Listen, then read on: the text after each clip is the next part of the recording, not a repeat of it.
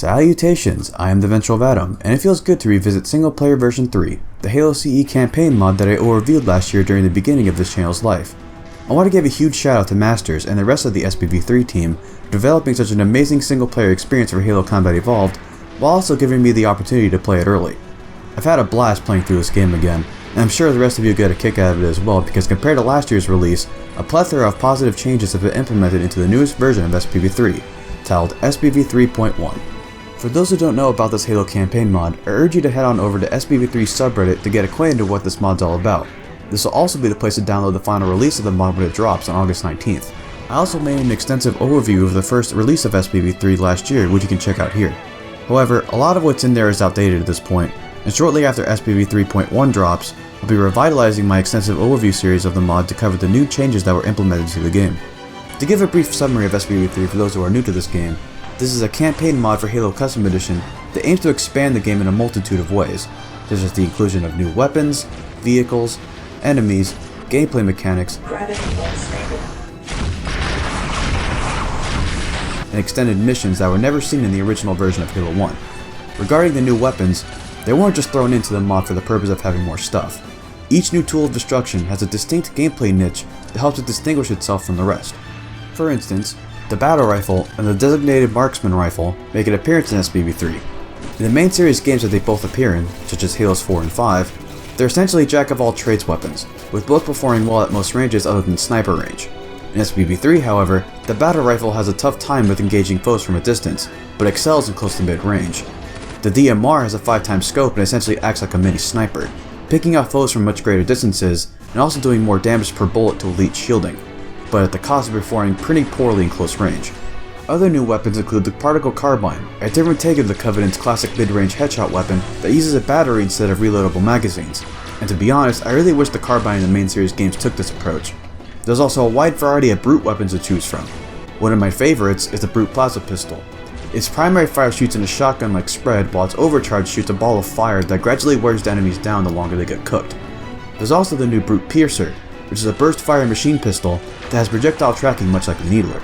However, the weapon I feel is the most reliable, especially during the second half of the campaign, is the new light machine gun, which does a huge amount of damage and has a ton of spare ammunition. Various armor abilities make an appearance in this game, such as Halo 3 ODST's Visor Mode, Health Regeneration, and the controversial Sprint. My overall favorite is the Visor Mode. It just looks so dope in darker play spaces.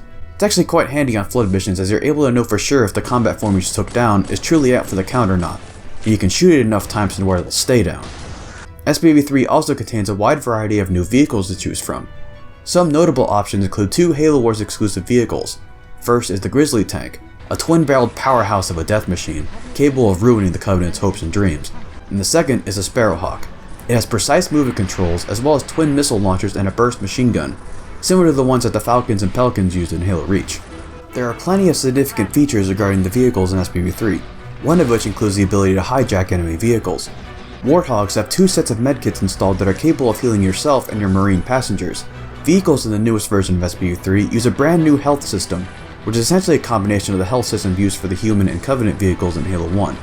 In the original game's campaign, human vehicles were indestructible, while Ghosts, Wraiths, and Banshees had a health bar and would explode if it was depleted. In SPV3, it's all tied to your Spartan's energy shields. As long as you have your shields intact, your vehicle will not take any damage.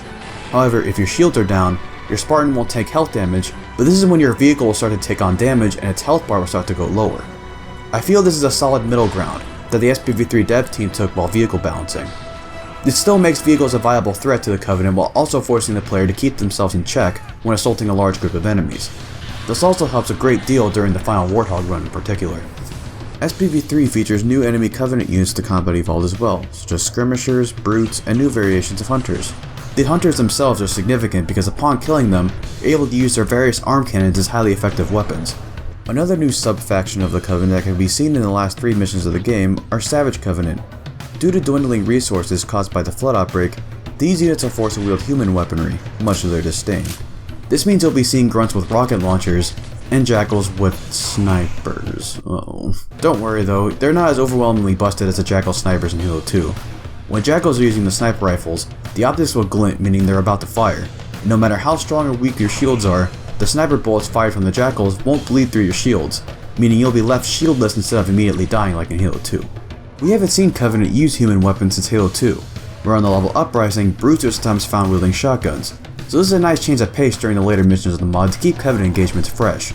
The Sentinels have also gotten upgrades, and killing them allows you to use their Sentinel beams, much like the case with the Hunters. There's the Sentinel Miners who use the standard Sentinel beam, followed by the Sentinel Majors who use a new variant of the Sentinel beam called the Sentinel Sniper. It has a wide cone of fire when unzoomed, which is optimal for close range, and a more precise shot when zooming in. The biggest newcomers, literally, are the Enforcers from Halo 2, and this is the first time that such a unit briefly fights on your side in any playable form of Halo game. The Sentinels also incorporate a new health system to them that works similar to the Knights seen in Halo 5. They have armor pieces that can be blown off by weapons fire, and when all the pieces are gone, their vulnerable optics are exposed that could be subjected to a single headshot. The most radical change to the enemy classes, however, took place within the Flood, and they really became the stars of the show here. All of the classic Flood forms from the original game make a return here, but many newcomers to the faction steal a spotlight. Brute forms are menacingly taller than the player and soak up a lot of damage. Human combat forms are now specialized in rage combat using DMRs, battle rifles, and even sniper rifles at times. ODST forms in particular are headshot immune. You run into some other special variants of the Flood. One notable example is the Honor Guard form, which retains its special form of shielding that is immune to human weapons that shoot bullets like the assault rifle and SMG. My new favorite form, however, is the Jackal Carrier form, and it's truly nightmarish. It's essentially a frailer, more agile rendition of the standard carrier form, climbing on ceilings and moving at high speeds. Unlike the regular carrier, however, it's not hell-bent on blowing up and taking you down with it, but would rather slash at you instead. It also yells really loudly, and it's capable of causing jump scares at times. It just looks so freaky, and I just love how it just twitches around as it's moving. Shooting at it will release a small amount of infection forms, as to be expected from a carrier. Speaking of carriers, there are also variants of elite and human combat forms with gross, pus-filled sacs on their backs, and upon shooting these Flood forms, they also explode to release infection forms. Additions to the Flood units aren't the only changes. As noted earlier, Flood are now prone to headshots, and are also prone to being meleeed. Infection forms are now capable of taking over a live host and enable it to transform into a combat form, just like how they could in Halo 3. In addition to this, grunts who are controlled by the Flood turn into the standard carrier form, which is an idea that Bungie conjured up during the development of Halo 1, but it didn't make it into the final game unfortunately. Most importantly, however, are the inclusion of Flood pods. These behave exactly like their Halo 3 counterparts and unleash various Flood forms when they explode.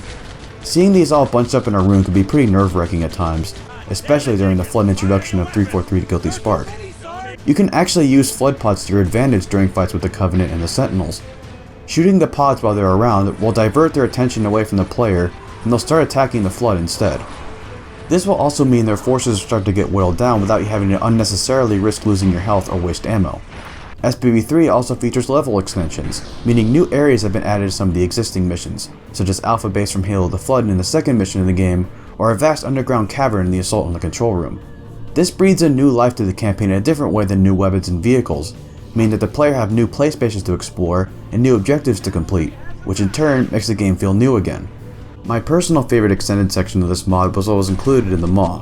While most of the new environments here are retreads of what was seen in the Pillar of Autumn mission, this really gave a better idea of just how damaged this ship truly was. Some hallways were even rotated, showing that the corridors were bent with the crash of the ship. This was also, in my opinion, the best Flood mission in the game.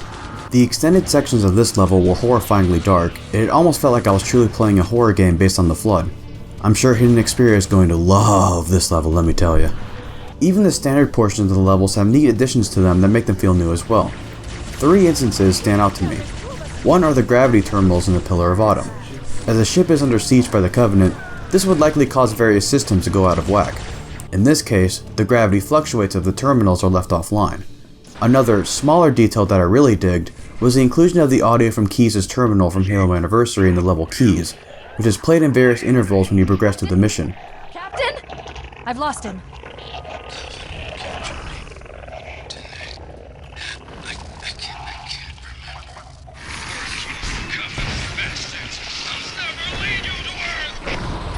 Hearing the captain actually struggle against the proto-gravemind in real time is nerve-wracking and just downright disturbing, and it just makes the situation he's in feel that much more dire than how it was portrayed in the original. One more example I like to talk about are the Covenant checkpoints seen in the library. Not only does the inclusion of the Covenant help inject some combat variety to this mission, but it also helps the player better understand how it was the Covenant's fault for the flood outbreak on the ring. With the Covenant forces also come usable vehicles as well, which further enhances the gameplay of this mission and makes this level feel much more bearable to play. Speaking of the original levels, two missions in particular, 343 Guilty Spark and the Library, were my least favorite levels that were remastered in Halo Anniversary. In my opinion, while the levels themselves admittedly looked pretty, the remastered art direction for these missions was drastically off. What was once a murky, foreboding swamp in Guilty Spark is now a lush, vibrant rainforest, while the interiors for this mission and the library is looking pristine and well kept. Fortunately, SPV3 keeps the tones from the original iterations of these missions, and while you can still consider the library to be a bit bright, it still pulls it off very well thanks to the geometry still looking aged and mysterious. The game includes a wide host of unlockable content and Easter eggs. Skulls can be found on similar levels and are also capable of being turned on within the pause menu.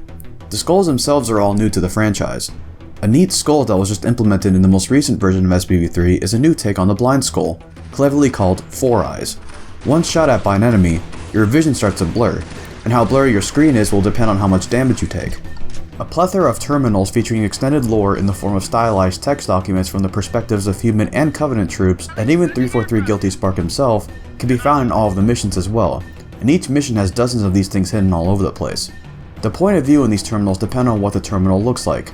A human terminal will come in the form of a UNSC datapad, for instance. One of the most surprising features of this mod, however, is mission unlockables. This means that certain actions performed by the player will affect later missions in the game. For example, there's a hidden wreck station in the first level of the game that unlocks the Needler Warthog wreck vehicle from Halo 5, appropriately called the Heretic Warthog in the mod, to be used in some of the later missions. Another example is your first Grizzly tank from the assault on the control room making a reappearance in 2 Betrayals. If you manage to keep your Grizzly alive up until you have to drop it off after destroying the 2 hunters, it'll appear in the same area for you later on in 2 Betrayals. You'll know when these unlockables have been triggered when an audible gong sound is played, along with some text at the bottom of the screen stating what the player is unlocked for a later mission. The last couple of aspects I want to talk about for SPV3 are its new launcher and its UI. The launcher features several configuration options to help enhance your gameplay experience with the mod. Many of its features are standard fare when it comes to open source, such as a field of view slider and various graphical upgrades such as anti-aliasing, bloom, and normal maps. The launcher also includes an environment audio extension widget that helps the game's audio quality to skyrocket in most cases. However, the most notable feature that comes with this launcher is true 60 frames per second animation in gameplay and cinematics. Halo Custom Edition generally runs all of its animation in 30 FPS regardless if you're playing at a rate higher than that, which makes animations look janky. Thanks to a recently released interpolation program for Halo Custom Edition called Chimera, this fixes that and animations look much smoother as a result, almost looking like what you'd see in the Master Chief Collection version of Halo 1. The launcher also includes a gamepad mapper for those who would like to play the mod with a controller. You can use any of the 4 included presets or make your own controller configuration. You're able to click on any of the drop-down boxes assigned to each button for your controller and command it to do whatever action you'd like. If you want to fire at an enemy by pressing down on the D-pad, be my guest. When you launch the game with the settings you configured, upon opening up the UI, you'll see a nice homage to the original main menu, and it looks gorgeous. While it doesn't have too many changes from the standard main menu, its new feature is the Continue option. It works just as you expect it to, taking you to the part of your playthrough where your last checkpoint was saved. While I have been praising this mod all video so far, this is still a review and I do have some issues with the mod. I will say, however, that these are my opinions and your experience with the mod will most likely differ from mine, and that's perfectly fine. Earlier I was talking about how some of the levels have extended sections. I'm informing you all right now, 2 Betrayals is a serious drag. If you thought the original version of this mission took forever, be warned that this level will take you a very long time to complete, especially on higher difficulty settings. This wouldn't be such a bad thing if the level wasn't as repetitive, expansive, and, at least in my opinion, emotionally draining as 2 Betrayals is. I didn't even play this on Noble in my last playthrough of this mission, which is the mod's hardest difficulty above Legendary. I played it on Legendary. I don't know if it's because I suck at Halo, but this mission took me over 2 hours to beat. I had to take a break after that and go eat the tastiest sandwich I can possibly make just to cope with the marathon I just had to run. It might take some of you less time to beat than me, however, so just roast me in the comments telling me that I'm a Burger King or something. More power to you, I guess. I also have an issue with so many flood forms being able to act as smaller carrier forms.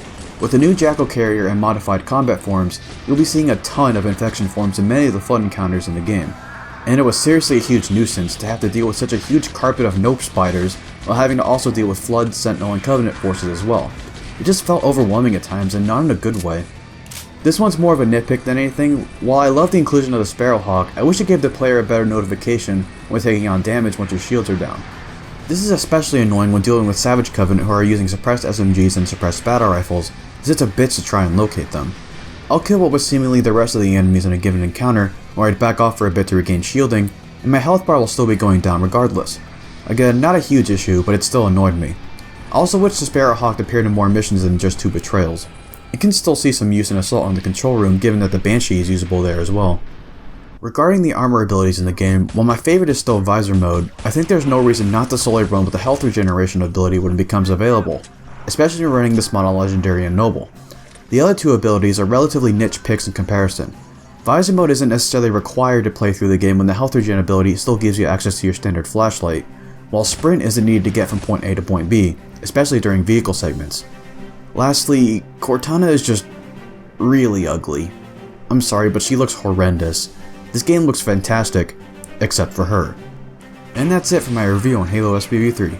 Despite its drawbacks, it's definitely something I would recommend anyone to download on August 19th when the mod is released.